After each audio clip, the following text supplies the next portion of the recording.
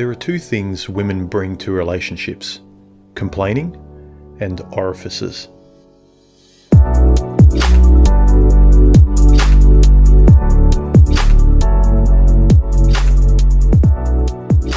The admittedly facetious comment I just used in my introduction about women only bringing complaining and their holes into relationships was just to illustrate a point, and that is that men in general put up with the complaining to get a little access to her orifices. A life of complaints and give me, and I'm not happy just for a few minutes of sticky friction. A ridiculous and overinflated price, if you ask me. But the point is the complaining and what it signifies. The point is that most women, not all, but most, are a discontent breed, and thus are stereotypically and quite rightly known for complaining, which stems from that discontent. And as a corollary side note, I love it when you hear the female voice speak platitudes like, "We need to stop the stereotyping of X, Y, or Z." Well, is the stereotype generally true?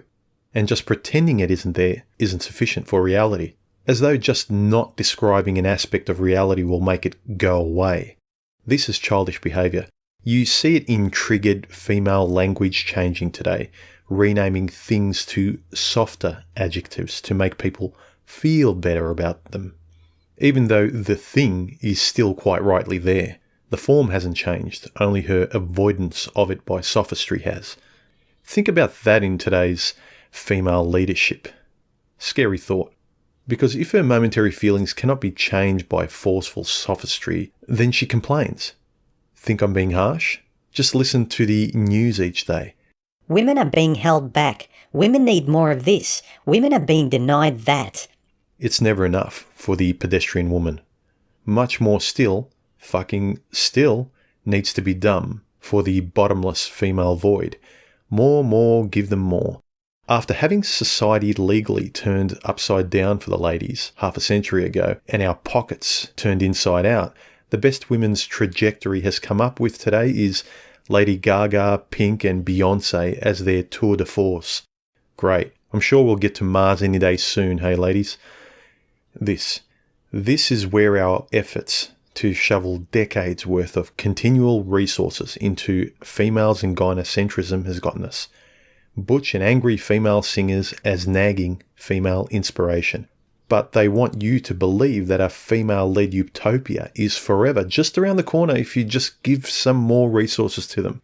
But more than that, every female utterance of "Just let me in," or "Just give me more," has only led to a chaos of whatever they wanted money for or entry into in the first place.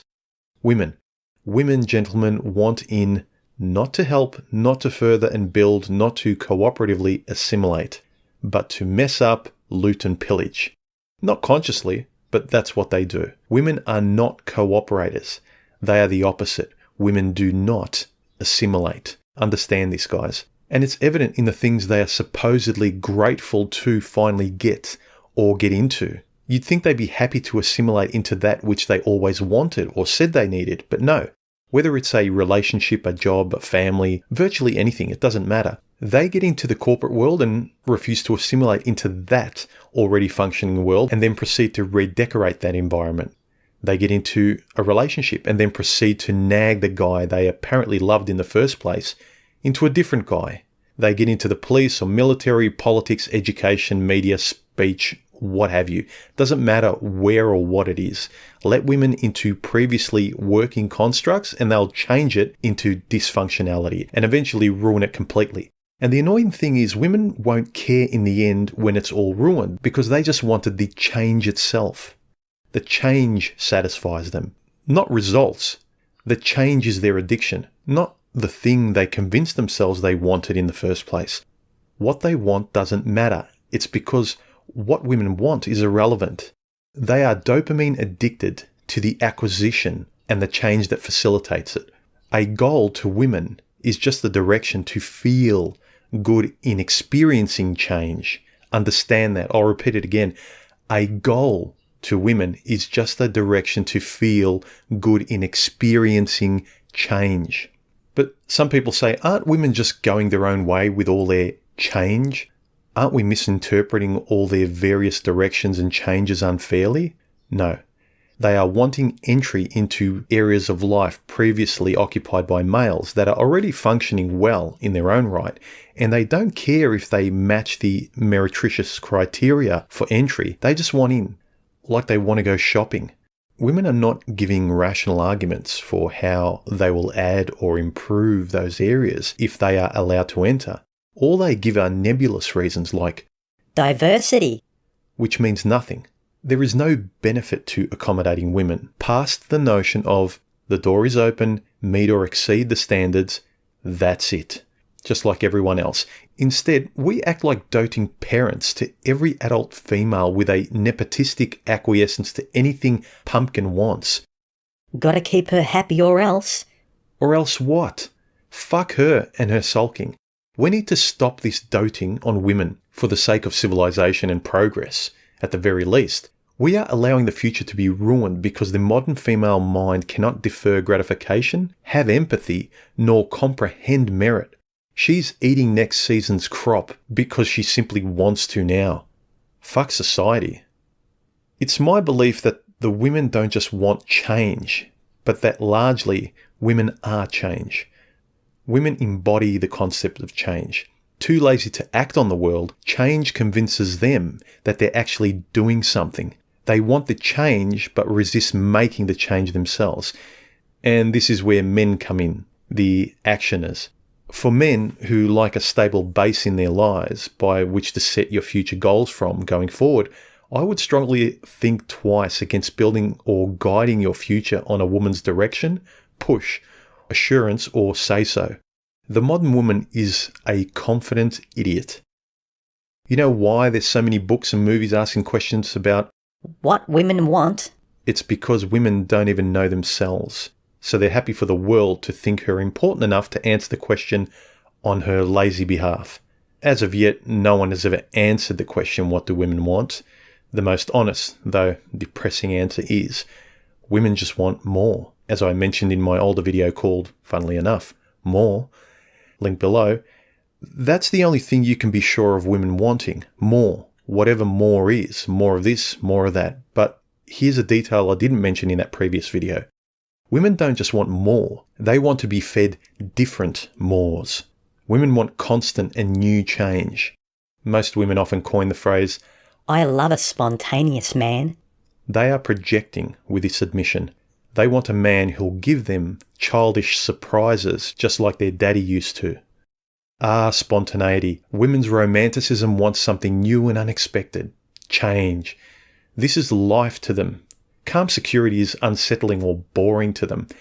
And let's also not forget that most women get bored very easily.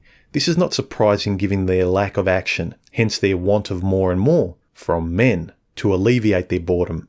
They don't like things to stay the same. Their biology is not hardwired to stay still. From their monthly periods of constant change and cycle and rebirth, to their hypergamy of change, social climbing, and the grass is always greener mentality, to the grown female child who really, really wants those perfect pair of shoes only to see them as yesterday's news tomorrow, as she eyes off another perfect pair of shoes she simply must have. Her addiction to change is always there. This excitable female itchy feet mindset tends to be that of change, different change, more change. And this type of female-driven gynocentrism is what we're entrusting our future progress of society to today? Jesus. A little girl's enthusiastic want of a puppy because she assures us, I'll never ask for anything ever again if you give it to me, I promise.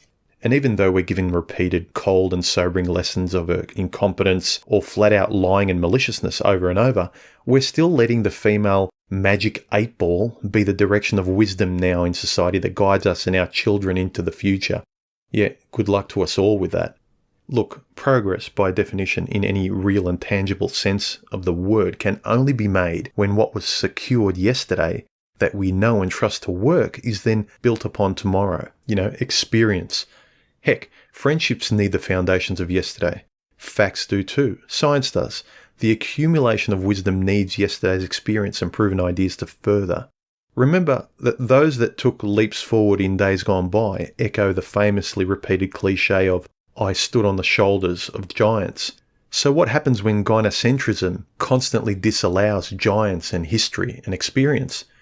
That is, constantly disallows and makes offensive, drawing from and building on the accumulated wisdom of the past. Where the past is deemed patriarchal, the past is termed offensive, where that type of old-fashioned thinking is oppressive, where generations of previously honed and cumulatively built upon lessons are dismissed and thrown away as garbage. Gynocentrism is doing the equivalent of book burning today, with its censorship and laws forbidding speech and ideas, simply because men largely implemented most of the ideas up till now, and it's patriarchal to the ladies. But now, no matter how sound old practices and facts are, they are looked upon as passé, and we must conjure up less offensive facts to make women smile. When the soundness of old and proven ideas are discarded in favour of newly thought up rolls of the emotional female dice, then I don't know what to tell you. Socially, we are doing the absurd equivalent of changing restaurants regularly because Princess doesn't like eating at the same place more than once. It's always change for change's sake, and change is always blind for women. No mindfulness of how the dominoes may fall after the change. No, it's just change. Do it now. Diversity. Whatever sophistry can be used, now, everything has to be co-opted by women to only reference their subjective nows. What happened to learning from your past mistakes? You know, what happened from learning from the past lives of people before us, from their mistakes, so we don't have to make them again? Women are momentary junkies. One look at the schoolyard or women's roller coaster friendships with each other should tell you a lot about female nature. How often do you hear some women say, I have mostly male friends. I can't stand the bitchiness of women. And a theory I have for women's natural resistance to cooperative assimilation with others is that women on the whole are narcissists by their nature, or at the very least exhibit many narcissistic tendencies. And a major trait of narcissism is the inability to empathise with others. I mean, how can one get along with another if you can't recognise the other's rights and personhood, if you don't care about them? And since gynocentrism encourages women's general narcissistic tendencies today, it makes it difficult for them to get along with each other or with men on the whole, and consequently society's best interests. There tends to be a friction or a not seeing eye to eye, particularly with men when it comes to the male-female dynamic. And to be fair, we are very different from each other despite our outward appearances and our complementary sex organs. Men and women are designed to mate with each other, sure, but in terms of natural coincision, there is virtually none, particularly where intimacy or decorum and respect is called for. Women's nature wants to survive, and survival for them is individual opportunism, where they are all that matters. Men's nature has, generally speaking, always been cooperative, from hunting in the old days to civilization building with science, philosophy, architecture in the new days. Men survive by cooperating with the outside world and those in it to create the edifices we all call modernity and civilization today. Women's focus, on the other hand, largely ends where the satiation of their immediate emotional gratification begins. They just want their heroine now. They're emotional, momentary junkies.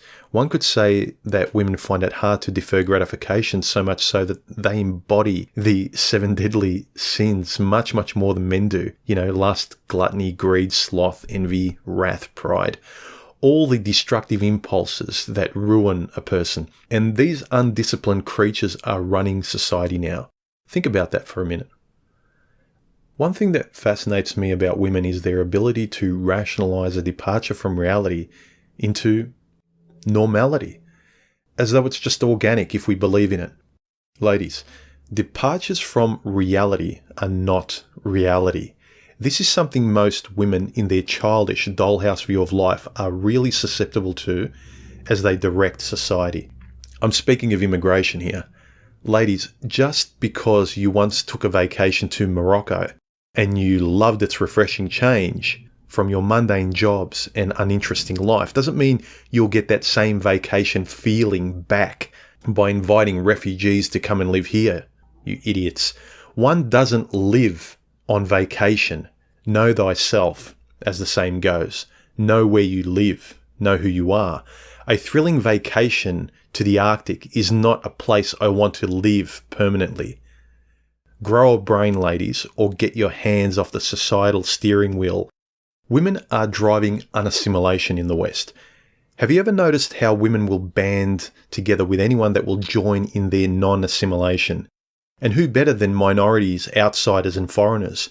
From the young and the naive leftists to trans and queer minorities to foreign unassimilatable cultures, anyone who will break down male-built, organised Western civilization as it stands today. Funnily enough, the one civilization that everyone is flocking to because it's the best so far. But try rationalising that point to the inept gynocentric mind. Women don't even have the modicum of forethought to even gauge that these largely strong patriarchal cultures that they're welcoming with open arms into the West will crush women's rights tomorrow. Black Pigeon Speaks made a good point in his earlier video called Why Women Destroy Nations, linked below, where he noted that it's mostly older women who, after wasting their fertility on empty careers and feminist propaganda in their youth, are now championing these foreign cultures and minority groups to come in as a poor replacement for not having a family of their own. That is, she's banding together with anyone and everyone except her own men that, by the way, she knows she's screwed over in her past to have a tepid semblance of family and belonging for herself now in old age. This is the modern female-inspired woman, folks. That is most women out there. But the ethnic unassimilatable thug that women are trying to hug today as a misplaced "Someone please love me" plea will take everything from her tomorrow. The ethnic male doesn't respect the Western woman, especially her feminist ideals. She's not leading these men. But what can you do? Women only see the new and a holiday-style change. No responsibility for the consequences at all. No forethought at all, especially for others in society.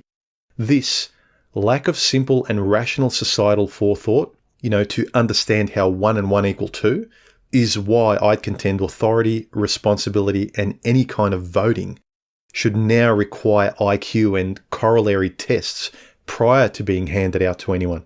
No, you don't get a say if your say is at best stupid, ladies, or at worst, socially suicidal.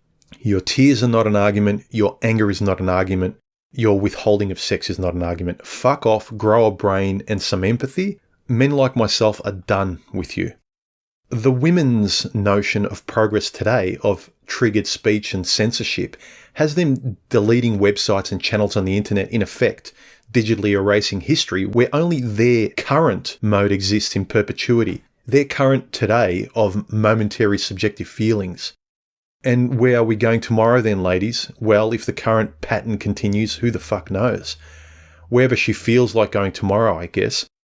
One thing's for sure, the female doesn't assimilate naturally. And she'll constantly complain for change, more and more change, because it's in her nature. And by the way, she's in charge now, guys. Hold on. More reason to go your own way, I guess, gentlemen. Later. Feel free to share, like, comment, subscribe and donate. And don't forget to hit the bell icon once you've subscribed to be notified of my next video. And a heartfelt thank you to those that donated last month, notably Samath, Chief Brown Monkey, Barry and Bill. You're the best, guys. It keeps me especially indebted to all of you that donate by compelling me to keep creating and uploading my videos for you to enjoy. Thanks for letting me know that my efforts matter. Cheers.